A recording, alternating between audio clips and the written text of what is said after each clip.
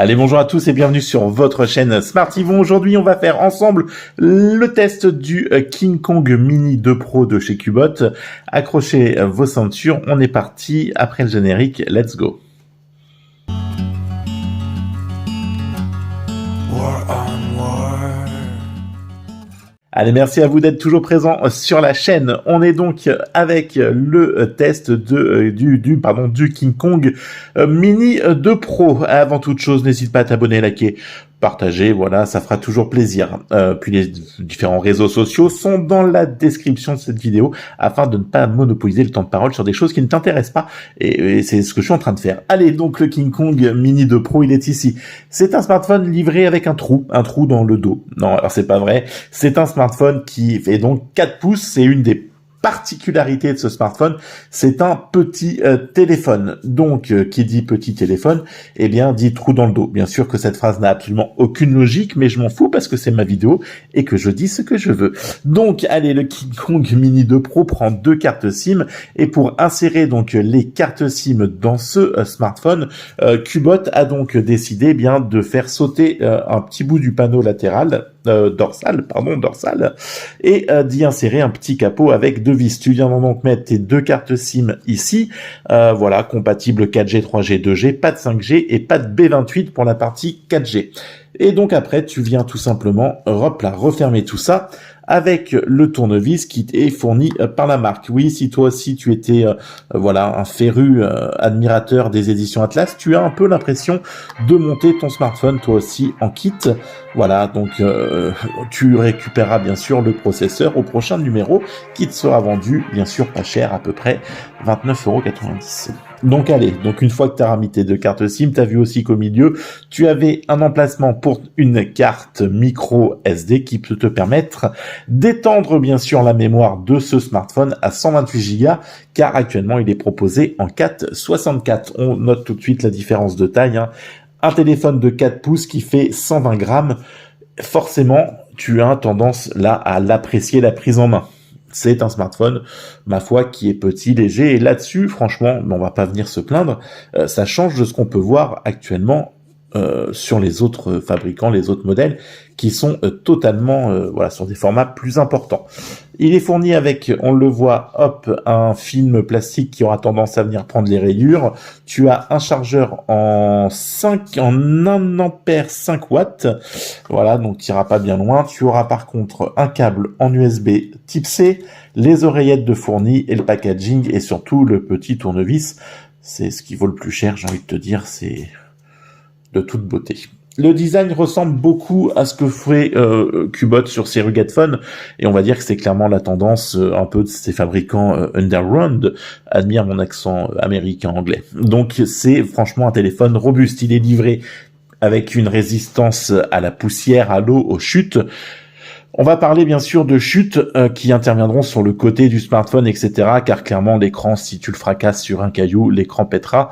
Voilà. Par contre, il a une meilleure résistance au choc grâce au renfort que tu peux voir toi-même sur le modèle. Pour l'étanchéité, je ne l'ai pas mis à l'eau car ce smartphone m'a été prêté par la chaîne Tokiwanti et je n'ai pas envie de lui saloper le téléphone au cas où, si par mégarde il n'était pas étanche, parce que ça peut aussi arriver.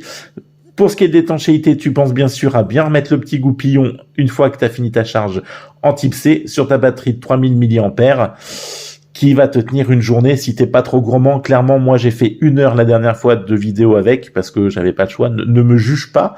Mon téléphone n'avait plus de batterie et j'avais trop la flemme de me lever. J'avais celui-ci. Donc je me suis dit, allez, on va regarder la suite du programme sur ce smartphone. Et clairement, il est pas fait pour ça. Alors effectivement, TikTok, ça marche, MyCanal, ça fonctionne, etc. Mais un écran de 4 pouces, on n'est plus habitué et ça reste franchement du dépannage. Et de plus, avec ces 3000 mAh de batterie, 1 heure, j'ai perdu la moitié de la batterie. Hein. J'étais à 100, je suis arrivé à 50. Donc clairement, on va pas dire que l'usage multimédia soit ce qu'il y a de plus ouf sur ce modèle, ainsi que la partie gaming. Candy Crush, ça va tourner, mais je vais même pas te faire une session de gaming là-dessus. Je ne vois pas l'intérêt parce que c'est clairement pas un smartphone qui est axé sur le gaming. Tout ce qui va être partie photo vidéo, je t'en balance là, on les voit ensemble. Tu vois que ça reste correct. Franchement, c'est plutôt propre. On pourrait s'attendre s'attendre à pire, mais non, le Cubot reste quand même plutôt dans la moyenne, même si c'est bon, voilà, c'est clairement pas le photophone de l'année, loin de là. On est plutôt sur un modèle qui te permettra de faire des photos, de dépannage, voilà, durant tes escapades. Et est-ce qu'on peut lui en vouloir parce que c'est, je pense, un peu le but recherché. Alors, je suis en train de chercher les mégapixels de l'appareil photo parce que je te cache pas que j'ai complètement zappé de les noter et que je les retrouve pas. Bon, après, je sais plus où c'est. Bon, allez, clairement, de toute façon, tu t'en doutes, c'est très léger et on va pas y passer la nuit. Ce qui est bien, c'est que tu auras une lettre de notification juste ici. On la voit apparaître sur la caméra, pour toi la vidéo. Et ça, clairement, c'est pas mal. On avait oublié la petite lettre de notification qui fait plaisir quand t'as un petit truc, et bam, t'as la petite LED et ça t'évite de swiper, de regarder ou de vérifier ton Always On Display pour savoir si t'as quelque chose. Partie GPS, alors il est très complet, franchement c'est un de ses points forts et je pense que limite si tu l'achètes c'est pour le GPS parce qu'il est vachement complet, le fixe est très bon, un point A à un point B, aucune difficulté, franchement, c'est top. Voilà, là-dessus, c'était très bien. La partie son que j'ai tendance à trouver saturée, à trouver étouffée, et c'est un peu normal parce que donc le haut-parleur se situe à l'arrière du téléphone, dans la cavité, et que on entend franchement clairement que le son est étouffé. Ça te permettra d'écouter de la musique, ça te permettra de te dépanner pour une série comme je l'ai fait moi, mais ça te permettra pas de profiter de ton téléphone clairement. Enfin voilà, c'est pas un truc pour les audiophiles, et une fois encore, je ne pense pas que ce smartphone soit fait pour ça. On est sur un smartphone qui est là pour t'accompagner dans tes treks, dans tes expéditions, et il est là pour se faire oublier et toujours être présent quand tu en as besoin, et c'est un peu l'objectif et les cases qu'il coche. Voilà, là-dessus, tout est bon. Le tarif, on est aujourd'hui à 186 €, et là, franchement, je trouve que ça pique par rapport aux spécifications. Oui, toi aussi, découvre la langue française sur cette chaîne. Par rapport aux spécifications, bien sûr, de cette téléphone, je trouve que le tarif demandé est beaucoup trop élevé, et aux alentours de 100 balles, on serait juste bien. Là, ils ont clairement un peu chié dans la colle chez Cubot. Ils se sont dit que, allez, petit, costaud, rigolo, allez, on va un peu les enfumer et on va leur faire payer plein pot. Là, clairement, c'est pas ouf et on aurait pu faire mieux en question de tarif.